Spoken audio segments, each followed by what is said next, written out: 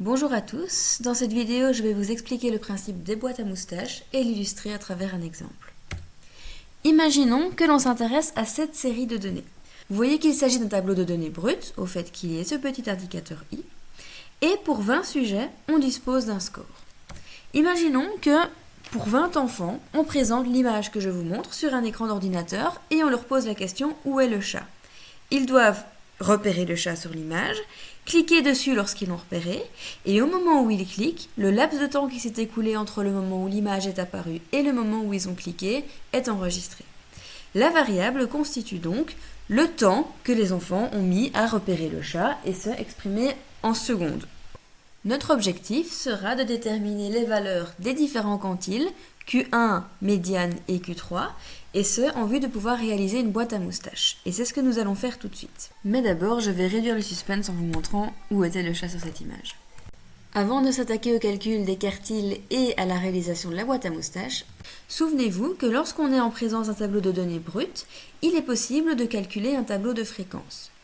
Dans la mesure où la variable que j'étudie, temps pour repérer le chat, est une variable de type quantitatif continu, je devrais réaliser un tableau dans lequel chaque ligne représentera non pas une modalité possible de la variable, mais une classe, c'est-à-dire un ensemble de modalités. J'ai décidé de faire un tableau de fréquence dans lequel chaque classe a une amplitude de 0,5. La première classe représente tous les temps compris entre 2 et 2,5 secondes. La deuxième classe représente tous les temps compris entre 2,5 et 3 secondes, etc. Je vous rappelle aussi qu'on peut toujours calculer le centre de chaque classe, le centre de la classe étant la valeur qui est à égale distance entre la borne inférieure et la borne supérieure. Vous savez que pour des variables quantitatives continues, il est possible de calculer 4 types de fréquences: absolue, absolue cumulée, relative et relative cumulée. Je n'ai calculé dans cette illustration que les fréquences absolues. Et si j'ai fait ça, c'est parce que mon but, c'est de réaliser une représentation de la série de données à travers un histogramme et que je vais placer sur l'axe des Y les fréquences absolues.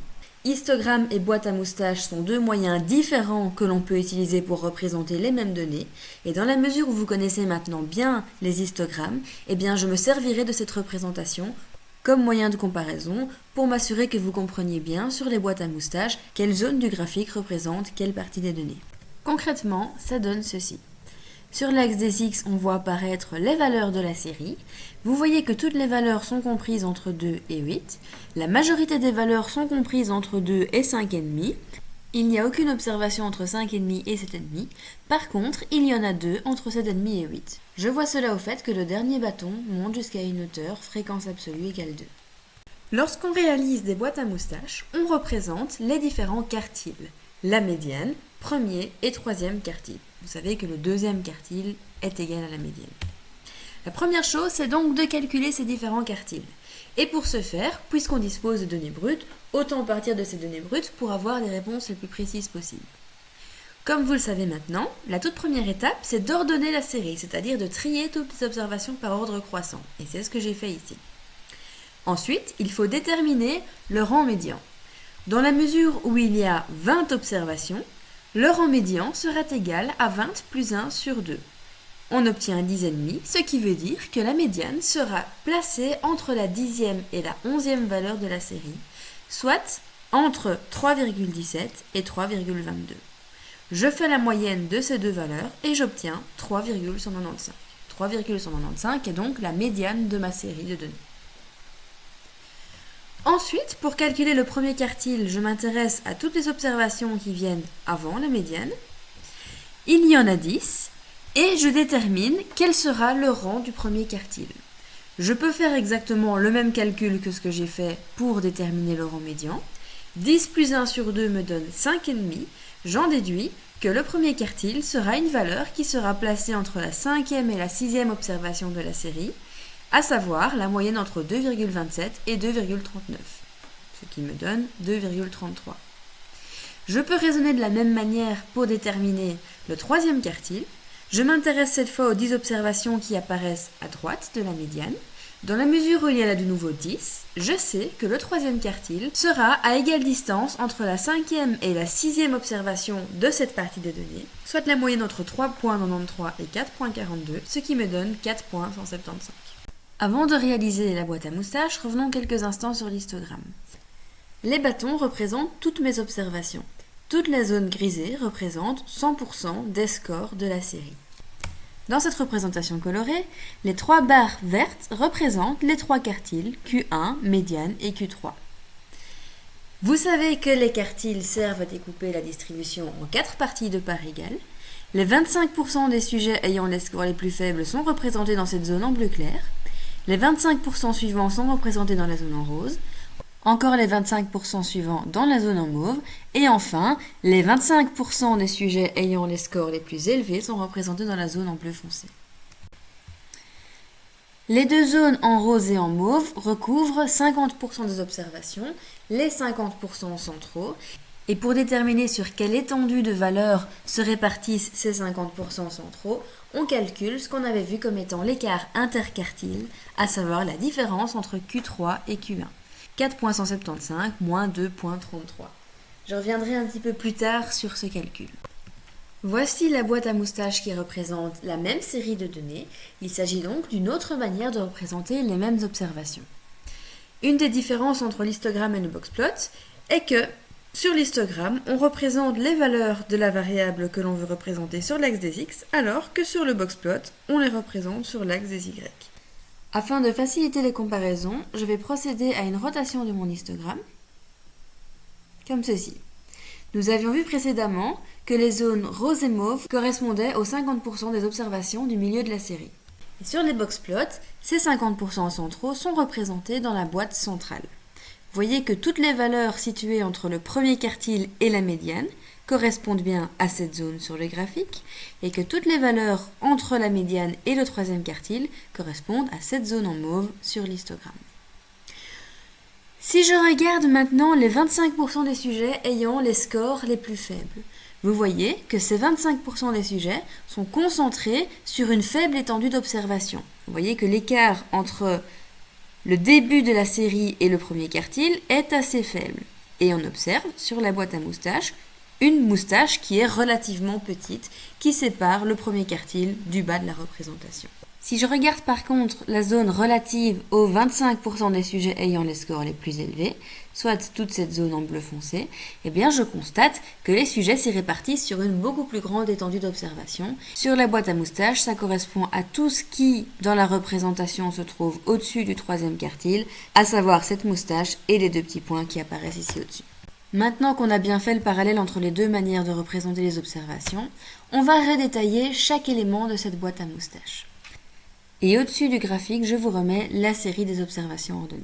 Toutes les observations de la série ont une valeur comprise entre 2.11 et 7.90, et d'ailleurs, tout le graphique est condensé entre la valeur 2.11 et la valeur 7.90 au-dessus. Le bas du graphique est situé à une hauteur correspondant à la plus petite observation de la série. Il s'agit du minimum. Le point le plus haut est situé à hauteur de la plus grande valeur de la série, à savoir le maximum. La barre centrale représente la médiane. Elle est située donc à hauteur de cette médiane, soit une valeur comprise entre 3.17 et 3.22, comme on l'a redétaillé précédemment lorsqu'on a calculé la médiane.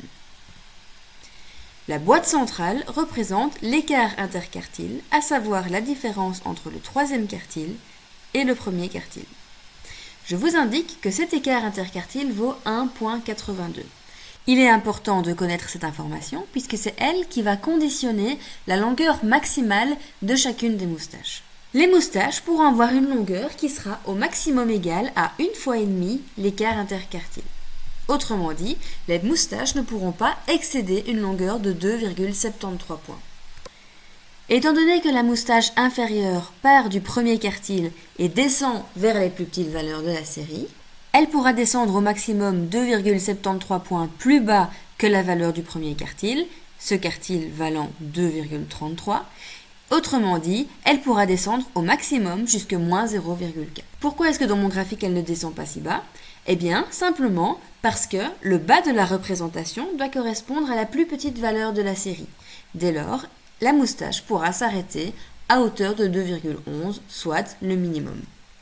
La moustache supérieure part du troisième quartile et remonte vers les observations les plus élevées. Elle pourra remonter au maximum jusque 2,73 points plus haut que la valeur du troisième quartile. Dans la mesure où le troisième quartile valait 4,175, eh bien la moustache supérieure pourra au maximum monter jusque 6,9. Tout point ayant une valeur supérieure à 6,9 devra être représenté par un petit cercle comme ça a été fait pour les deux observations ici.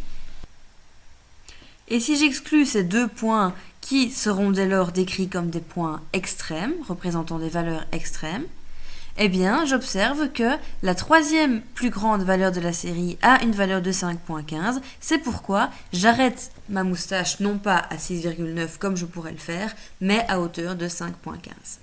Le fait qu'il y ait un vide entre 5,15 et ce point ici représente bien le fait que dans la série, il n'y a aucune observation entre 5,15 et les valeurs extrêmes. Il y a plusieurs intérêts à ce type de représentation. D'abord, ça me permet de me faire une idée du fait que la distribution soit oui ou non symétrique. Ici, j'observe que la distribution n'est clairement pas symétrique, puisque les 50% des individus ayant les scores les plus faibles sont répartis sur une étendue de valeurs beaucoup plus faible que les 50% suivants. Cette représentation permet également de facilement détecter si certains sujets ont un score qui semble anormalement élevé ou anormalement faible par rapport aux autres sujets de la série.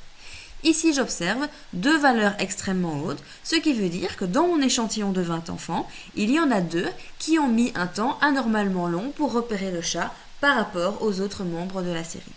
Il y a par contre des choses qu'on ne peut pas voir sur une boîte à moustaches. Par exemple, si j'ai plusieurs modes à ma distribution, une distribution bimodale ou même multimodale, comme on les a vus en cours, eh bien on ne pourra pas s'en rendre compte. Le seul moyen de le repérer, ce sera de regarder l'histogramme qui permettra de manière plus précise de comprendre à quoi ressemble la distribution des données. Vous voyez qu'on va choisir le graphique adéquat en fonction de notre objectif. Si notre but est de repérer si certains sujets ont un score qui semble anormal par rapport aux autres observations de la série, eh bien la boîte à moustaches sera la représentation idéale. Et voilà qui conclut cette vidéo. J'ai fait exprès de vous présenter une série de données avec un nombre d'observations assez restreint, il y en a 20, pour vous permettre, si vous le souhaitez, de refaire tous les calculs pour vous assurer que vous ayez bien compris comment déterminer les valeurs des différents quartiles, ainsi que comment réaliser une boîte à moustaches. N'oubliez pas que je ne vous demanderai jamais en situation d'évaluation de dessiner une boîte à moustaches à la main, mais il est important que vous compreniez bien comment elle est exécutée, de sorte à bien comprendre en quoi je peux déterminer que les valeurs représentées au-delà des moustaches représentent bien des valeurs extrêmes. Et sur ce, bonne journée à tous et à bientôt.